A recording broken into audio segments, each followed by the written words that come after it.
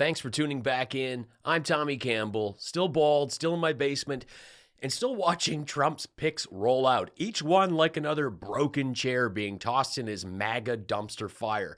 Nearly every choice he's made has been election deniers, surrounding himself with a stupid bingo card dotted with longtime loyalists, except for Marco Rubio. Now, I'm not saying he's smart, I'm just saying that he did vote to certify the last election and has a history of very public diaper slinging with Trump. This is what we're going to have. Here's the guy that inherited $200 million. If he hadn't inherited $200 million, you know where Donald Trump would be right now? Selling watches in Manhattan.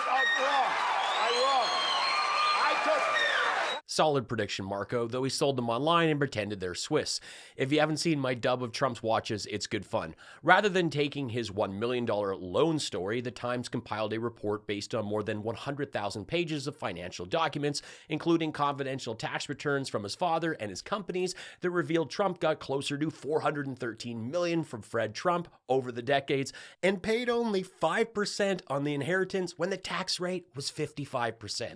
The president works for the people, not the people for the president. And if you listen to the way he describes himself and what he's going to do, he's going to single-handedly do this and do that without regard for whether it's legal or not. Look, I think people are going to have to make up their mind. I can tell you this, no matter what happens in this election, for years to come, there are many people on the right, in the media, and voters at large that are going to be having to explain and justify how they fell into this trap of supporting Donald Trump, because this is not going to end well one way or the other. Honey, do you want to keep having the 5-star holidays and sending the kids to private schools? We need to keep supporting Trump. I mean, that's how it went for Rubio. He had a last-second pivot, okay? It was only like a week ago that I shared the clip of him denying that J.D. Vance had called Trump America's Hitler. The party of family values has no problem with lying and denying, but the internet never forgets. There is no way we are going to allow a con artist to take over the conservative movement, and Donald Trump is a con artist. Donald Trump is a con artist. He's a con man. I think it's time to unmask him for what he is. A con man who's taking advantage of people's fears and anxieties about the future, portraying himself as some sort of strong guy. He's not a strong guy. He doesn't sweat. He doesn't sweat because his pores are clogged from the spray tan that he used. You all have friends that are thinking about voting for Donald Trump. Friends, do not let friends vote for con artists. We're about to turn over the conservative movement to a person that has no ideas of any substance on the important issues, the nuclear codes of the United States, to an erratic individual. So we cannot allow the conservative movement to be taken over by a con artist. How can the nominee of the Republican Party, of the party of Lincoln, the party of Reagan, the party of hope, and the party of optimism This keeps going. nominate someone who refuses to criticize the Ku Klux Klan or distance himself from an avowed racist like David Duke? The party of Lincoln and Reagan and the presidency of the United States will never be held by a con artist. Guys, we have a con artist as the front runner in the Republican Party. A guy who has made a career out of telling people lies. Come on, Rubio. We see those massive ears. Can you not hear yourself talking? I mean, it's crazy when there's this much tape of Rubio trashing someone, calling Trump a con artist, which he is, and he still folds because he sees the chance for more money and power and just goes all in. I mean, these guys spend ages going to war over the size of their tiny mushrooms. Have you seen his hands? They're like this. And you know what they say about men with small hands?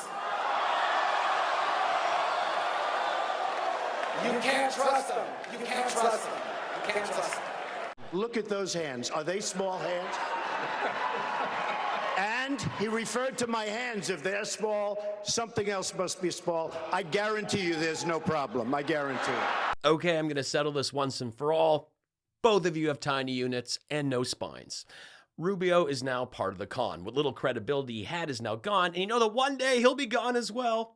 That's the thing with all these Trump hires. He started to put out the post saying how totally incredible these people are. But we know he will be firing them one by one and saying he never knew them or they always sucked. Another crazy added to the mix is South Dakota Governor Kristi Noem for Homeland Security Secretary. Seriously, the over-Botox cyborg from Mike Lindell's van down by the river lab will oversee U.S. Customs and Border Protection and Immigration and Customs Enforcement to the Federal Emergency Management Agency and the U.S. Secret Service. And since I mentioned Tom Selleck's slow cousin, all the fighters there, Rick, South Dakota, the governor, Kristi Noem, told me once, when she actually picked out the location for the cyber symposium. I don't know if you know that. You know, in Sioux Falls, she said there'd be a good place. And I was going around with her. Yeah, Mike Lindell's Cyber Symposium was in Sioux Falls, and Christie picked the venue of his election fraud contest. So she is indeed a longtime loyalist. Except when it comes to pets. I mean, she just shoots those. It's crazy that the Haitian migrant lies about dogs and cats being eaten was pushed incredibly hard during this election, and the person that actually killed their 14-month-old wire-haired pointer, Cricket, got a top gig. Looking back at her dancing awkwardly with Trump, it's like one of those radio contests or a Mr. Beast video. Homeland Security Secretary. This is the same person that had to take a passage out of her book about a North Korea meeting that never happened. I've had to make so many tough decisions. I would like the makeup czar to be Kimberly Guilfoyle, but I don't want to be accused of nepotism, so I may be reaching out to George Santos. His work as Kitara is terrific. This is really cool. I make this show 100% on my own thanks to you. If you love what I do, drop me a super thanks, consider leaving me a PayPal tip, or hit the join button to support what I do here. Elon Musk has been staying at Mar-a-Lago, and it's unclear if he's relieved Eric Trump from the golden turd tong duties, or he's testing one of his robot's diaper-changing capabilities. He's there, he's weighing in, and the richest man on earth now has the zero-damage ear of Donald Trump. I don't even think J.D. Vance is around. For a while, I thought the real shadow VP was Bobby Brainworms, but it's Space Karen.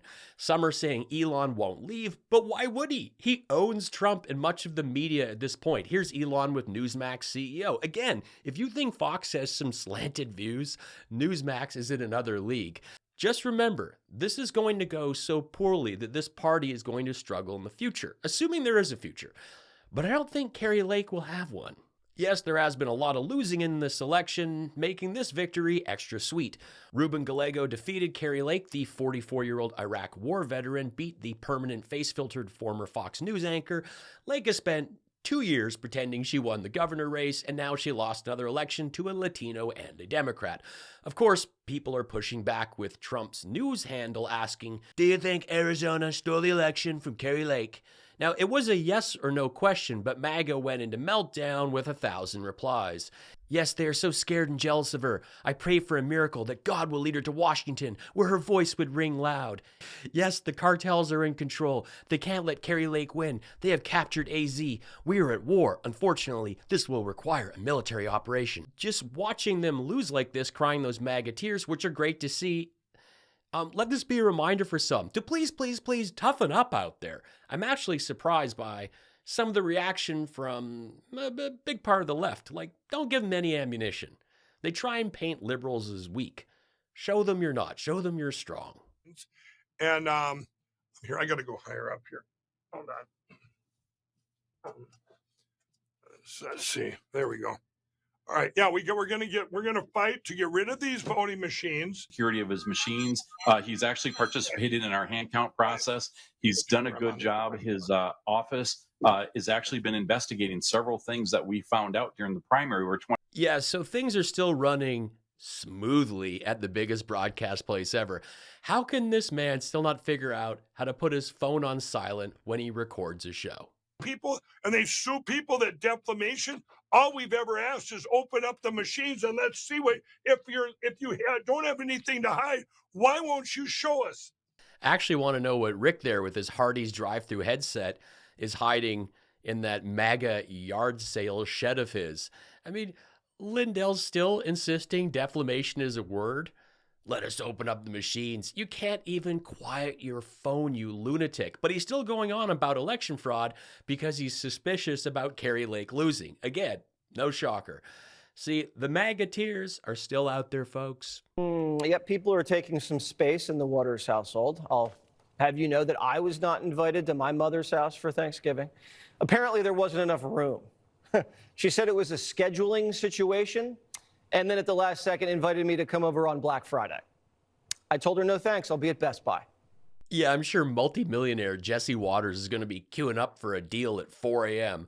Nice try attempting to be clever with your mom, but you can see this really stings him. We had police officers, the men and women that we walk by every single day that guard the doors and we say hello to, out there with riot gear getting spit on and attacked. Today, not 10 weeks ago, just a few hours ago. And I think it's important to think about all those things. I think it's important to think about all these things too. But millions did and went, Trump. You see, I don't think Trump won. I think disinformation won. There are millions of people that are getting their facts from memes. And that's it. This continues to be a serious problem. People see one tiny nugget and they make up their mind. Like, why dig a little deeper when the next thing in their feed is going to be some super hot girl working out? Because that's what Elon did with Twitter. I showed my wife. I said, all right, scroll through my feed. And it was like every fifth post was full on jugs out in the gym, in the store, in a car wheels at the beach. And then I went back and I showed her the profiles. Look, I'm not following any of these people. See, with the takeover, Musk totally changed the feed. So you see heaps of posts and people, whether you want to or not, just dumbing down the news feed to feed you his right-wing slop. And I'm the first to admit I got musked. Years ago, I thought he was really cool and could be quite funny. There wasn't another owner of a company that could engage with people on social media. It was wild. I like the cars. The rocket tech is incredible.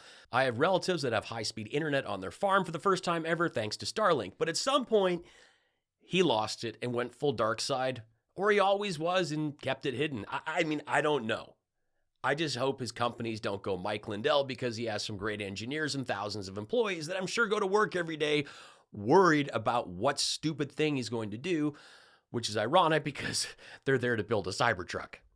If deporting them creates a mass deportation, I'm all for it. But what if rounded up in all of that are people who work on a farm? They're doing the jobs that Americans don't want to do. Does that worry you? That wouldn't be fair. Of course, they need to make sure that they don't throw away, they don't kick out, they don't deport people that are family oriented. Well, when your loved ones are getting sent back, make sure you try and tell the ICE agents that when you voted for Trump, you're pretty sure that he would spare family-oriented people.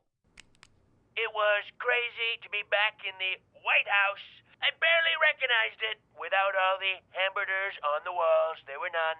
I guess Sleepy Joe doesn't have tantrums because he's calm, cool, and collected.